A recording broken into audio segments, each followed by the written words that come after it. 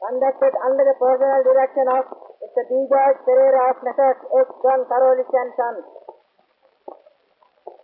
වනවාසල ධර්මාරාම විහාරවාසී පඤ්ඤාවන්ත තිස්ස දුක්ඛ විසින් දුර්ලභ කාරණා සතර සම්බන්ධව කරන ලද කතාවක්. දුර්ලභංච මනෝසුසත්තං බුද්ධෝත්පාදත දුර්ලභ දුර්ලභාපන සම්පත්තේ සත්තම්මෝ පරම දුර්ලභ.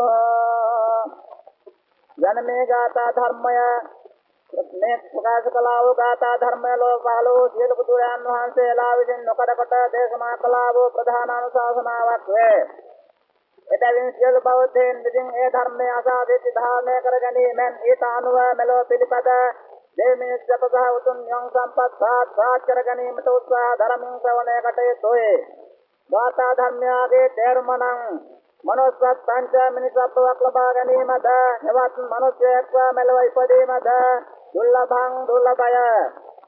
එවත් දුකසේ ලබා ගත යුතුය. බුද්ධෝත්පාදත බුද්ධෝත්පාද කාලය ලබා ගැනීමද එවත් බුදු කෙනෙකුන් වහන්සේ ලෝ පහළ වූ කාලයක් ලබා ගැනීමද දුර්ලභං දුර්ලභය. ලබා ගැනීම දුෂ්කරය. ධන සම්පත්ති අත්ථ දුෂ්කරණයෙන් වෙන්වලදී යුතු නාවැනි බුද්ධෝත්පාද කාල සංඛ්‍යාත ධන සම්පත්තියද ලබා ගැනීම දුෂ්කරය. එවත් දුකසේ ලබා ගත යුතුය. සද්ධම්මෝ සප්පර්යාප්තික නවලෝකෝත්‍රි සද්ධර්මය පරම දුර්ලභ අතිශයින් ලබා ගැනීම දුෂ්කරය යනු එහි තේරුමයි. තවද මේ ලෝකයේ ධන ඉගෙන සීලය ආරක්ෂා කරන අය දුර්ලභය. සීලය කුමක්දයි ධන ඉගෙන ගන්න අයද දුර්ලභය. මිනිසුන් 1000ක් ඉන්න ගමකවත් සීලය ධන ඉගෙන ආරක්ෂා කරන අය කී දෙනෙක් සිටිද්ද? සහස්‍රාධික පණ්ඩිතක් ව්‍යාස පණ්ඩිතයා විසින් කී ප්‍රකාරයෙන් 1000ක් දෙන පදිංචි ගමකවත් සීලය ධන ආරක්ෂා කරන අය එක්කෙනෙක් වෙයි. මේ ආකාරයෙන් ලෝකවාදී මිනිසයන් අතර සීලය ආරක්ෂා කරන අය දුර්ලභයෙන් මිනිසත්වක් ලබා දෙන්න කෙනෙකුට නැවත මිනිසෙක් උත්පත්තිය ලැබීම දුර්ලභයි දේශනා කරන ලදී. තවද මේ ලෝකයේ මිනිස්සක් ඇතිව ජීවත් වන්නා වූ අන්ධයෝද බලවෝද දීරෝද පක්ඛාඝාතයෝද පන්නෝද බරුද පුරමේසුද අවාසනාවන්තෝ මෙති මිනිසයන් పూర్වයේ හීන වශයෙන්වත් සීලය ආරක්ෂා කළ කුසල බලයෙන් මේ ලෝකයේ මනුස්සක ලැබ උපන්නා වූ ඇති.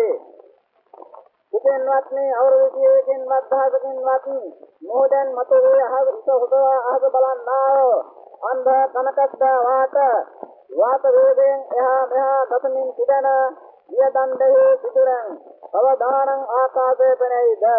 උපයත්තන් මිනිසෙක් වයිපදී සිට ප්‍රාණඝාත දත්තාදාන කාමිත්‍යාචාර මුදාවාද තිදුනා වාච පල්ගාවාද සම්පත් පොල්ලා පාවිච්චා ව්‍යාපාද මිත්‍යා දෙක්ඛි පල්පය දසා කුසල කොට නැවත මනුෂ්‍යාත්ම භාවයක් ලබා ගැනීම බොහෝ කාලාන්තරයෙන් සිදුවන දෙයක් තෙන් මිනිස් බවක් ලබා ගැනීම දුර්ලභයයි. බුදු පියාණන් වහන්සේ විසින් දේශනා කළ පරිද්දෙන් ඉගෙන ගැනීමෙන් වාසනාවන්ත මනුෂ්‍යයන් විසින් සමහත ආදරය ඇතිනම් පස්පයින් වැළකී පංචශීල දාසේ රැකීමෙන් දුකසේ ලැබී තිබෙන මනුෂ්‍යාත්ම භාවය නිෂ්ඵල කර නොගෙන සාර්ථක කර ගැනීමට උත්සාහ කටයුතුයි.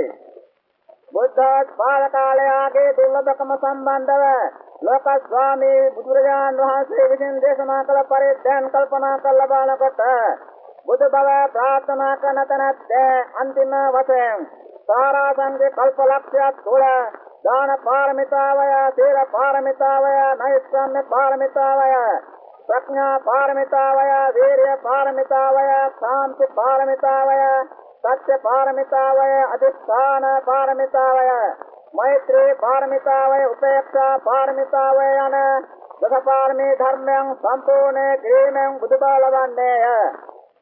එයින් එකේ දස පාරමී ධර්මයන් සපාරමී වශයෙන් ද පරමාර්ථ පාරමී වශයෙන් දයි සමතේ ආකාරයෙන් ක්‍රියා යුතුය. සමතේ පාරමී දේශනා කළා වූ පුත්‍රයන් වහන්සේ විසින් බාහිර වස්තු දාගෝහි යනාදී වශයෙන් ප්‍රකාශ කර සිටේ. එහි අර්ථය නම් සංවේදී මුතුමනේ ඉදං ගං කුඹුරු රජතුලි ඉල්ලා එන යාචකාදීන්ට නැත නොදමි නොකියා දන් දීම දාන පාරමිතාවයි. ඇස් ඉස්මතුන් ඉල්ලා එන රාක්ෂාදීන්ට ඇස් ඉස්මතුන් දන් දීම දාන පාරමිතාවයි. තමුන්නාන්සේ මට ගොදුරු වෙන්ට කියා එන යාචකාදීන්ට දී පූජා කිරීම දාන පරමාර්ථ පාරමිතාවයි. ඊළඟට සන සම්පත්තිය ඇති දුර්ලභකම ගැන කල්පනා කටයුතුයි. සනෝ දපච්චර කාලය යනුවෙන් සන යනු අතුරු ගණ 10ක් පමණ කාලයයි. ඇඟිලි දෙකක් එක්කොට ශබ්ද කරන කාලය අතුරු ගණයයි. ඒ ඇඟිලි දෙකෙන් එක්කොට ශබ්ද කරන පමණ කාලය 100ක් සනයයි. සතර මාර්ග සතර ඵල නිර්වාණ යන නවලෝකෝත ධර්මයන් අවබෝධ කිරීමට ඉඩ ලැබෙන ඉතාසුළු කාලය සන සම්පත්තියයි. ඒ සන සම්පත්තිය වනාහි 170ක් නරකාදිවල උපදින්නා වූ කාලාදියන් විරමුක්ත ලැබෙන බුද්ධෝත්පාද කාලයයි.